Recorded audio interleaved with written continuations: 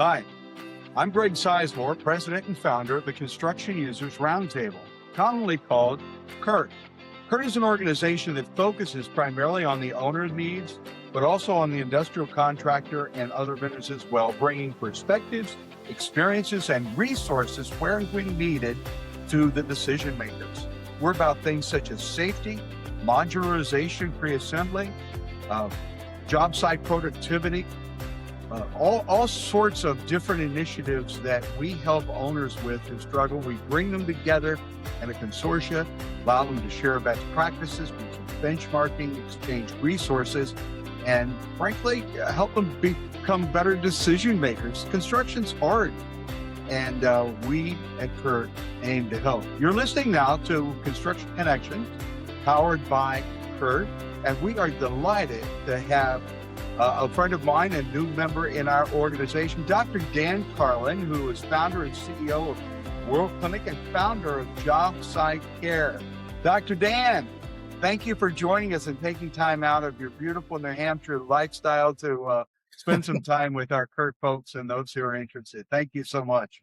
Well, it's great to be here. By the way, you can only say that about New Hampshire in the heart of winter when you can ski, and summer.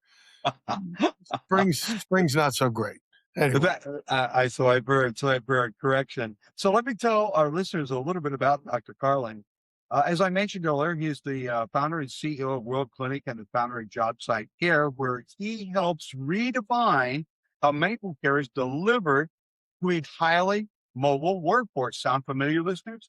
And to remote projects throughout the country. He is a pioneer in telemedicine with more than 25 years.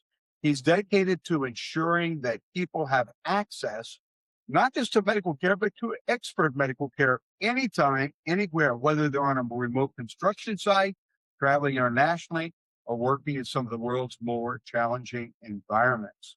He's been in the U.S. Navy, where he provided humanitarian medical care to refugee camps and other places. His resume is just stunning.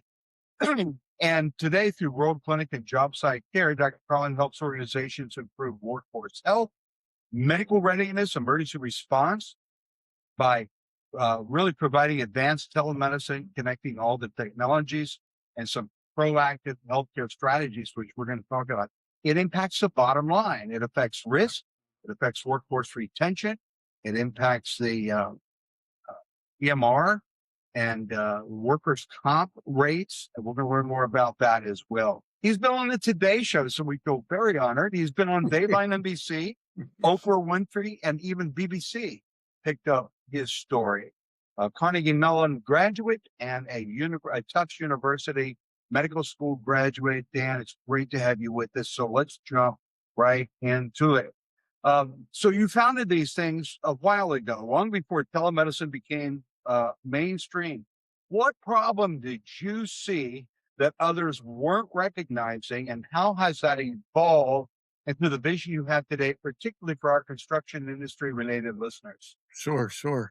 Well, maybe the big thing wasn't the problem I saw. It was more of the opportunity I saw.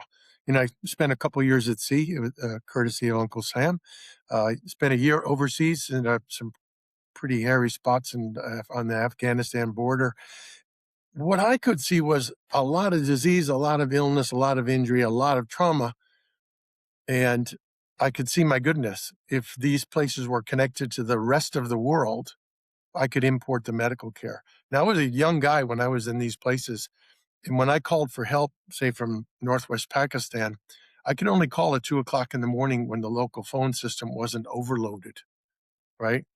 And then it would take minutes to get to somebody in the United States to ask an opinion. Hey, I have a sick kid, or I have a gangrenous limb, or whatever.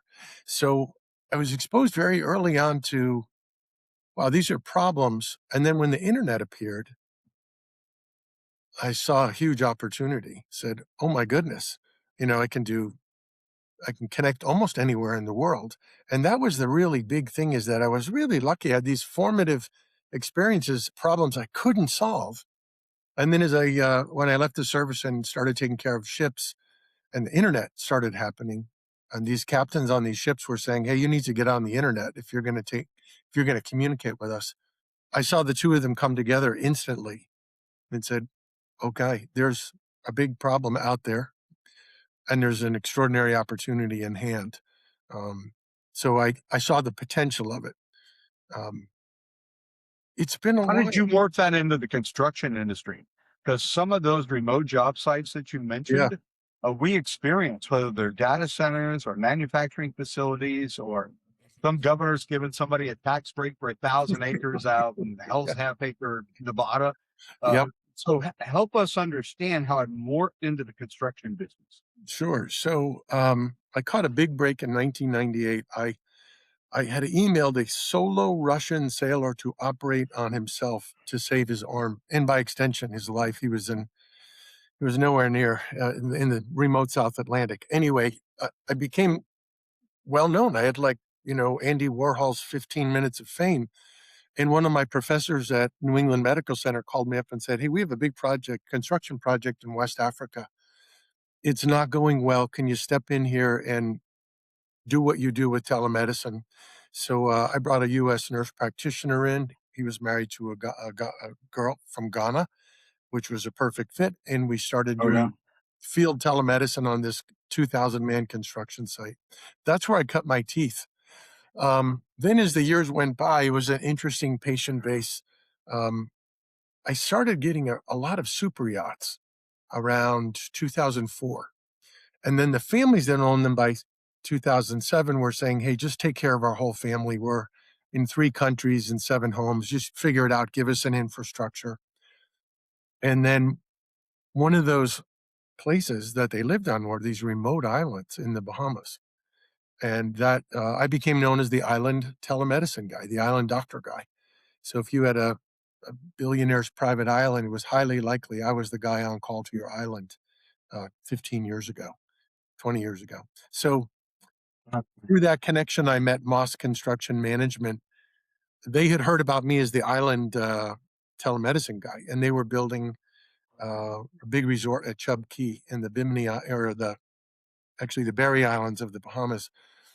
And it was a fascinating project, Greg. So I got involved, flew out to the island, did a needs assessment, came back and said, this is a mess, but it's totally fixable. And I imported one of my clinics from a billionaire's island. I stuck it in the middle of a construction site.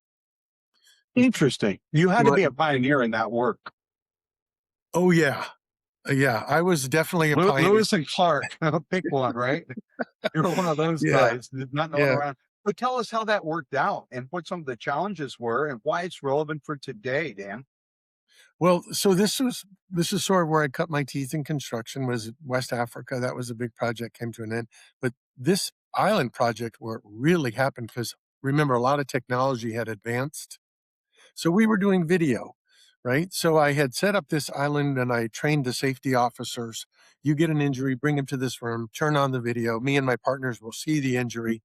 We built a whole response infrastructure around it when we were going to evacuate, when we didn't need to do an immediate evacuation.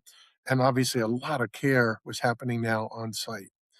It was a huge success. We saved the project a couple $1,000,000 by the end of it. Um, and I'll tell you, wasn't just injuries. A lot of guys were showing up to work sick and ill, so it was a lot of element of sort of primary care there. And then we sort of had friction between in the Bahamas. What island you're from is a source of incredible loyalty and culture, allegiance. So imagine a bunch of 19-year-olds, 200 of them from 5 or 6 different islands, and now give them a half a dozen beers apiece. So we were bar fights on Friday night, sick call on Saturday morning, busted eyes, busted cheekbones, you name it. But it was for me. It was it wasn't all that different than working in an ER. And the project, like I said, ended up being a huge success. And then this was with Moss Construction Management in Fort Lauderdale. And in 2018, the safety supervisor on Chupke was a guy named Scott Gerard, super great guy, world class guy. Anyways, Scott was now the head of safety at Moss in 2018, so it's 10 years later. He's the big cheese, and he called me up and said, "Hey, could we do Chubb Key in the United States. And I said, what's the problem? I said, what are you trying to do? Yeah. Why? Right. Why? What's going on? He goes, well, Right. we've got contracts for these solar sites, but they're always in very remote areas. And we're Moss. Our culture is we take care of our people, and we're scared. And it's an hour and a half to the hospital. We want to do the telemedicine thing again. So I asked him to give me some time to study the problem, and I did. Almost as an afterthought, he said, "Can you look at workers' comp too? Because it's not going well for us on the claim side." So I came back. It's a mess. Workers' comp is a mess. It's dysfunctional. It's upside down. Um, the stakeholders don't talk to each other, and two of them are motivated to not talk to you because they get paid the longer the case. Oh yeah. Hmm. And I give credit to Bob Moss, the patriarch. He looked me straight in the face and said, "So how are you going to fix it for us?" And I said, "Bob, I'd have to build original software to tie the seven stakeholders together because they don't like to talk to each other. You Oh yeah. kind of have to force them to." And to Bob's credit, he said, "How much?" And he gave me on a handshake. He gave me $250,000 to build proof of concept, and it worked. We came back another $250,000. We actually had a platform. Hmm. Then it was Katie bar the door. We did one project where the results were so good in terms of the claims expense, and the OSHA recordables were falling, which was never expected. And that went from one project to three projects to 18 to 56. And Moss went from number 5 in solar construction because we were able to avoid these unnecessary recordables. And here I'm going to sound like a difficult person, but this is a reality. When you send an injured worker to urgent care, they're motivated to maximize the revenue from that transaction. And that often means writing a prescription so I can go from a moderately coded bill to a higher coded bill. I can go from $350 to $550 if I write a prescription, even if it's for double dose Motrin. And this was what was happening. Well, that's, a prescription is, that's OSHA recordable. So you just created a very expensive event for the construction company for an almost zero impact clinical event, double dose Motrin. You got to be kidding me, right? So I pointed this out to the Moss team and like, well, what do you want to do? And I said, why don't you let me build a network for every solar site of the honest, straightforward urgent care centers that will collaborate with our direction and not do some of these not so great behaviors. And that was the sort of the second learning was I'll back up. The first learning was having a doc and right in front of the person when they get injured is completely invaluable to their experience, the emotional processing of their experience. That's number one. Number two, though, is if you have that network pre-built and it's populated by legitimate, honest providers, you can create a great experience for the worker. So they don't go call the lawyer, they participate in their recovery, they show up to physical therapy, they get their sutures removed on time, all these really basic things, which in the old way were very problematic, often delayed or even absent. So that was the secret. Branson, Yeah. you mentioned there were 7 stakeholders in these kinds of safety incidences, construction project. Share with us who those 7 stakeholders are. What should our listeners be aware of when Yeah. all those people are vying for a piece of the monetary pie? Right, right. Well, I'll back up and say, if you or I go to the doctor, Greg, it's me, my doctor, and my insurance company. That's That's sort of right. the network, right? Yeah, that's right. For an injured worker, it's the worker, the doctor, the TPA, the carrier, the state of Florida, Arkansas, or wherever the hell this happened. It's the risk department of the contractor, right? And obviously, it's the safety supervisor, right? So you've got 6, 7, 8 parties to this injury. And at the TPA's, the third party administrator, Yeah. that particular industry is pretty overloaded right now and understaffed, and not being able to get a claim case opened and the proper insurance information started, it delays everything.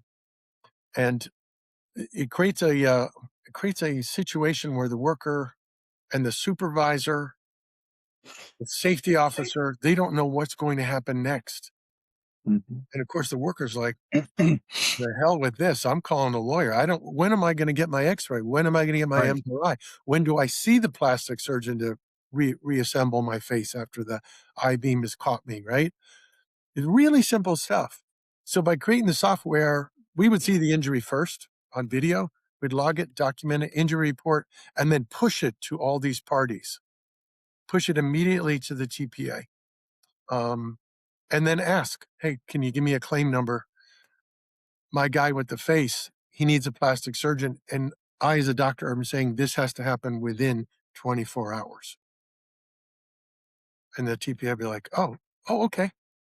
You know, I've sort of pre-qualified the case being a Yeah. doctor, saying this is what I need. And that unlocked a lot of the stuff, just getting the paperwork moving and circulating. Um, and then on the flip side, you know, we get very close to these patients, and calling them the same night they were injured makes a huge difference. Yeah, Talking to it sure does. the spouse is worried not just about, you know, Johnny's injured, but he or she might be worried about the kids, economics of the household. I mean, they're Mhm. thinking big picture. Johnny's just worried about Yeah. his face, right? Yeah. Um, communicating with that person. Here's what's going on. Your husband's seeing a plastic surgeon tomorrow. I'll recheck him every single day. He's not going on half duty or disability. He's staying on full pay, but I'm going to keep him in the air conditioned office for 10 days because I just spoke to the site supervisor and said, I need to modify his duties. I need to protect that wound, right? These are clinical decisions coupled with human communication. So now the spouse is on your side. He or she's saying, hey, Johnny, you got to play ball. These guys are taking care of you, right? And we got these little kids to take care of, right? So it's a very old school model. Like my dad was a country doctor, literally a country doctor. This is old school.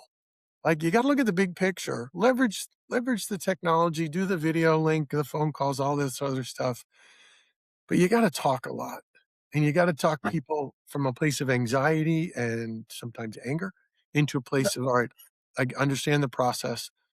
And then at our end, you have to execute the process perfectly because you create the expectation. You got to meet Create it. that expectation and deliver on it. You for the construction company, you said it had a significant, at least for in the early years, and likely for more recent clients, it had a significant impact on the workers' comp rates. And of course, Oh yeah. most of our listeners are aware that workers' comp rates can be a huge, huge expense and cause you, frankly, to be non-competitive Yep. on your projects. You mentioned Moss going from 5 to number one and really leading in that industrial space. Talk to us a little bit more about how that happens, what the bottom line savings for contractors and Sure. therefore owners, because they pass that Yep. on Yep. to the owner, and owners usually pre-qualify contractors based on EMRs and Oh, those you sorts bet. of things. Talk to us a little bit about that. Yeah. So it's good medicine. It also happens to make your general contractor considerably more profitable, and it Mm. happens three ways. At the front end's real simple. The cost of the care is dramatically lower when you see a guy like me or my partners, and we don't waste a lot of time, energy, and money on specialists you don't need, or going to the urgent care, or God forbid, going to the emergency room. Those end up being very large bills, which are often unnecessary. I'm an ER doctor. You saw me. I know exactly what you need, and I'll arrange the x-ray. I'll talk to the orthopedist. So you save a ton of money right up front on claims. And if you're self-insured, that's money you didn't spend, Yeah, right? It's money in the reserve fund that's going to one day drop to the bottom line. yeah, that's right. That's sort of the first thing. The second thing is as you do this well, you know what the mod is, or the EMR. This is a metric upon which comp insurance, the price of comp insurance is driven. And it's a cumulative number that is averaged over 3 years. So, but as time goes by, on the basis of cost of claims and the efficient management of the injuries and getting good outcomes, right? And very few lawsuits, that mod falls. So the EMR, which maybe started out at 0.98, or 0.91. In our case, we were able to drop it 25 basis points. Wow. For 3 years. Significant cost savings right there. You bet. So like Yeah. from 0.9 to 0.65 over 3 And you years. mentioned you beta Right? tested it So on a that, couple and of that's projects. the cost of Yeah. insurance. And then, you know, the, Right.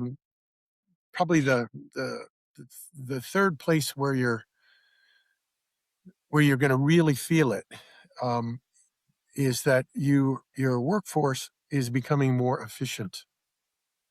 You're not losing guys for 98 days for a partial finger amputation.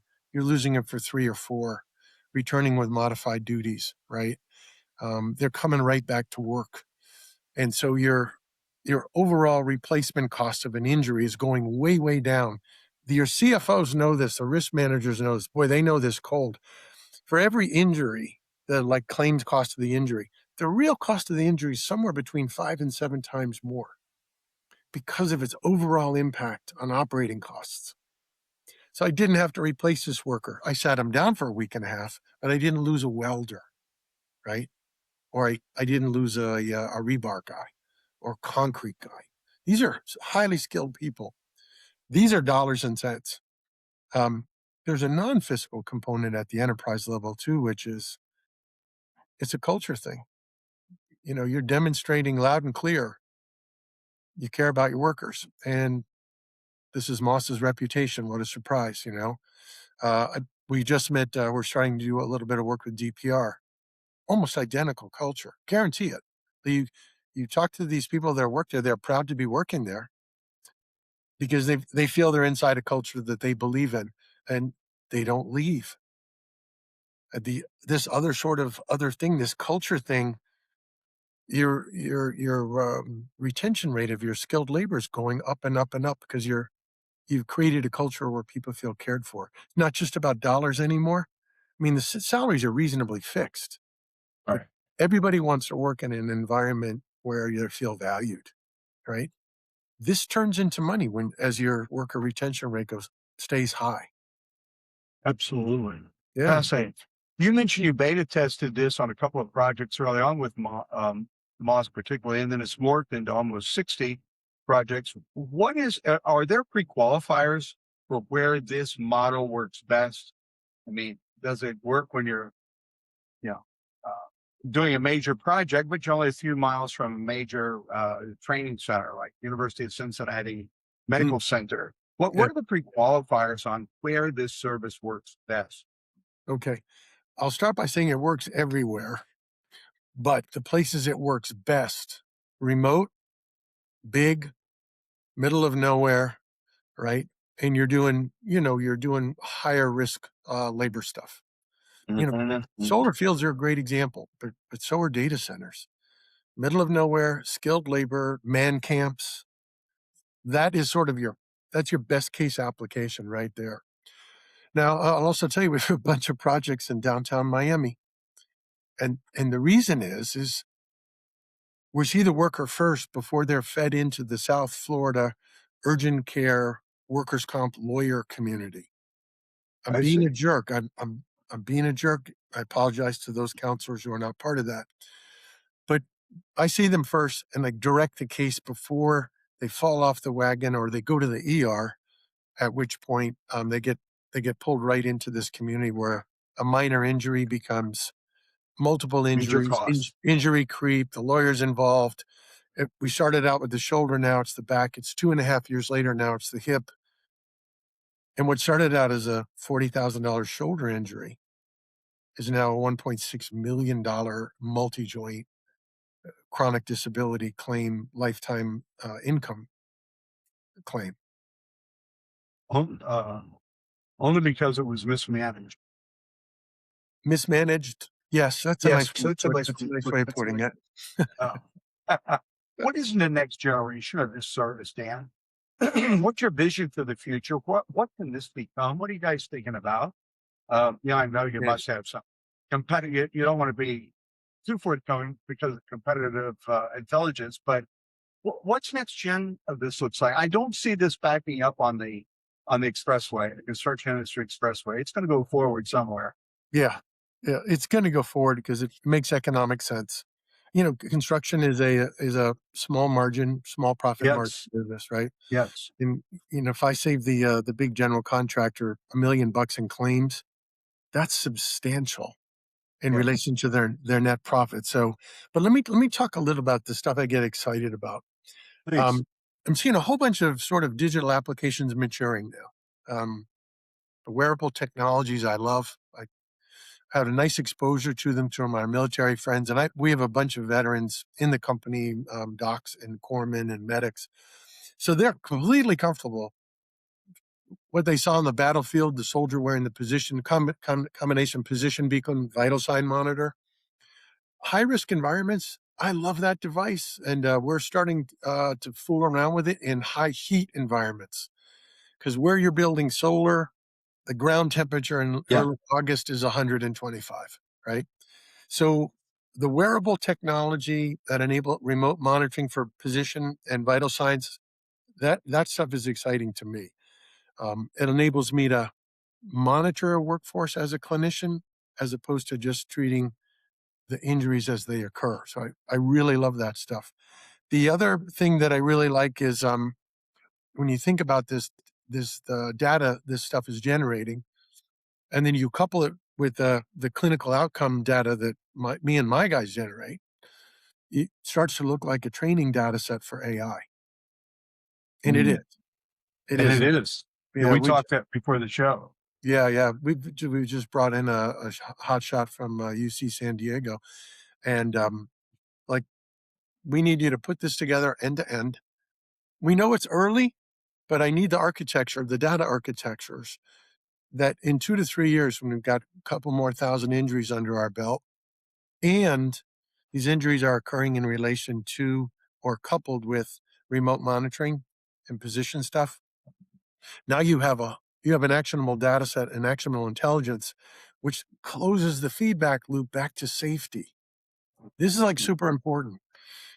Safety and medical are traditionally like sort of in different boxes. A big part of my world is giving the safety guys a dashboard saying, here's your injuries, here's where they're occurring, here's your problem sites, here's your problem states.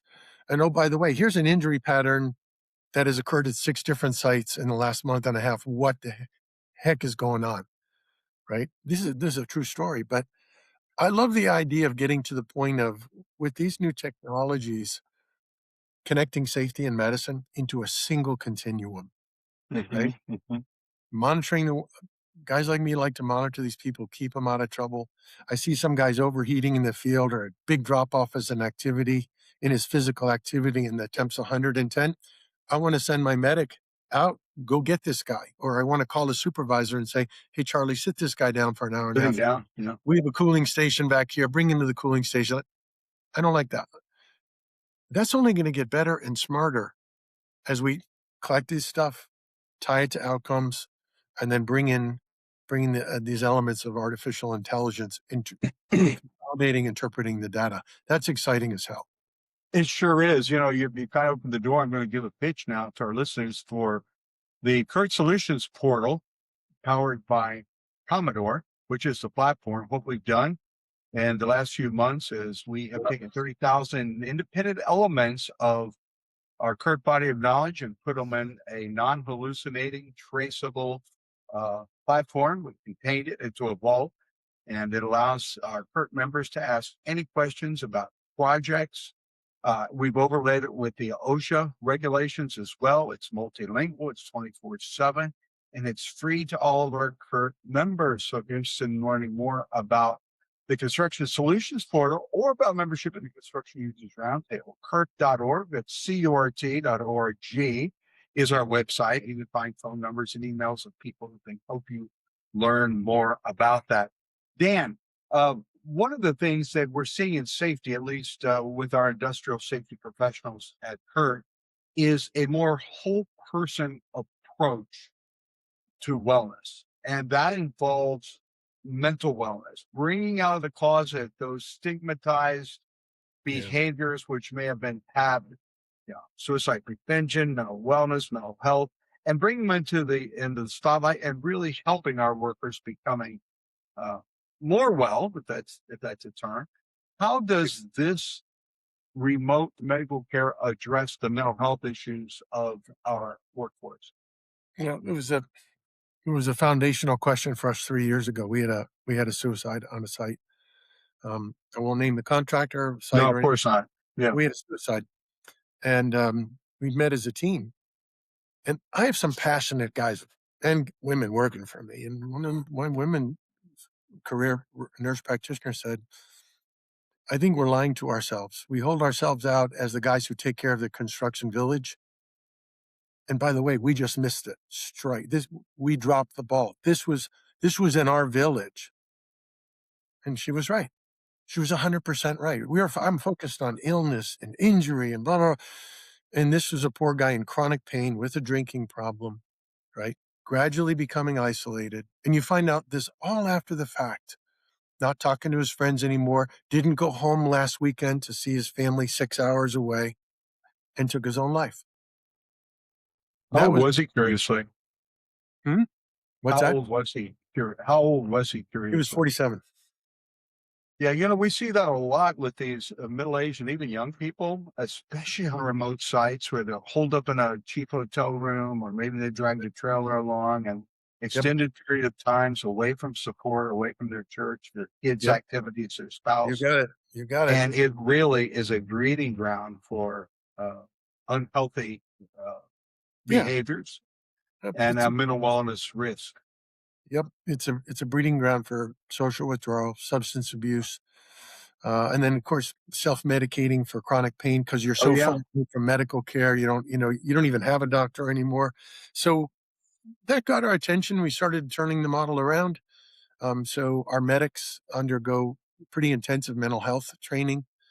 We actually have a program we bring to the contractor, to the site supervisors and safety guys, and it's all about building micro relationships, but they're real relationships with the folks on your team. So you notice when Jorge's not interacting, or what happened to Jamie? What's up with him? Like he barely showed up for work today. And we ask these folks, bring this to our attention. Bring this to our attention. We'll reach out. We'll touch. What's going on? How you doing? Hey, people who love you are worried about you, man. What's up? Yeah.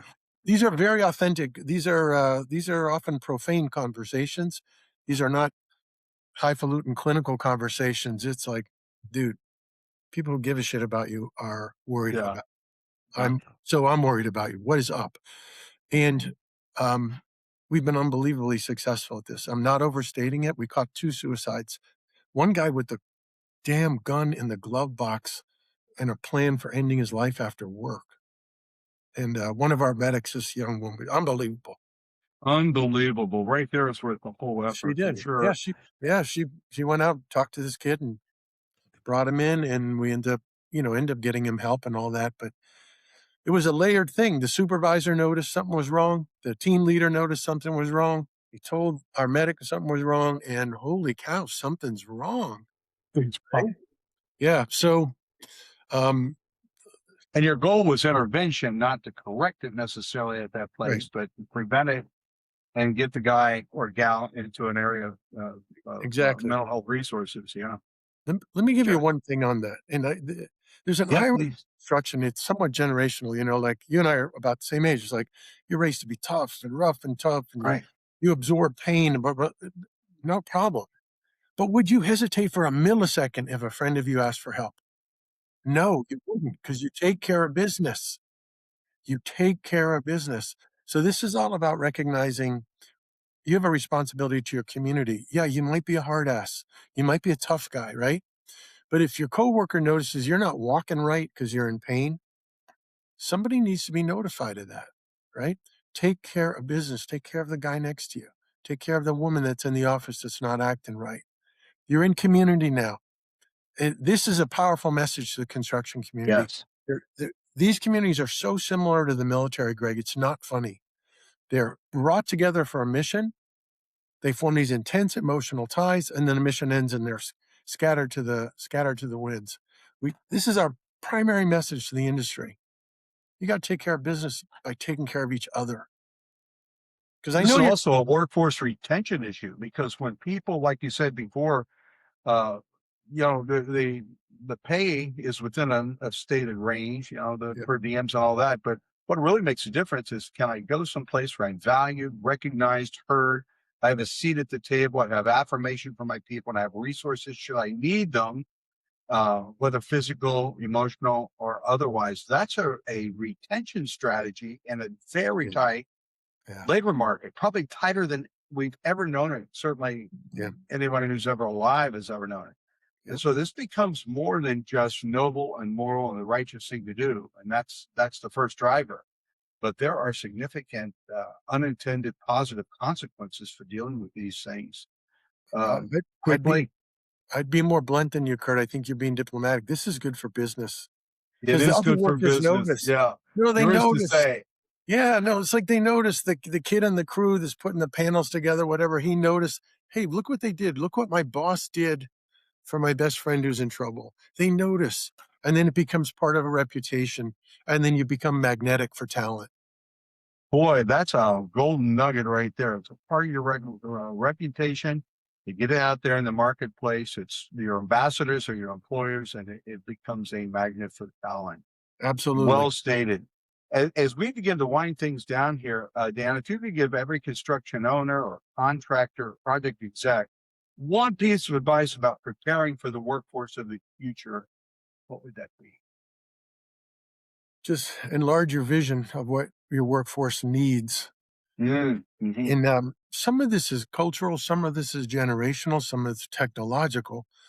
But I'll be blunt, Greg, you and I are aging out, and a hell of a lot Easy of now. construction. We're aging Easy out, now, right? but well, you're great. You're back full Yeah, I right. mean, 10 years, 15 years from now, There you um, go. the culture we're in now is going to age out. The culture that's coming, they expect connectivity. They expect simple transactions to be fast and clean and on my phone. Thank you very much. Right? They expect things to be reasonably convenient. And that includes being evaluated for an injury or an illness. Right? This is going to become an expectation in every other segment of their lives. And my daughter's my greatest educator. It's like, this is just every day how we do it.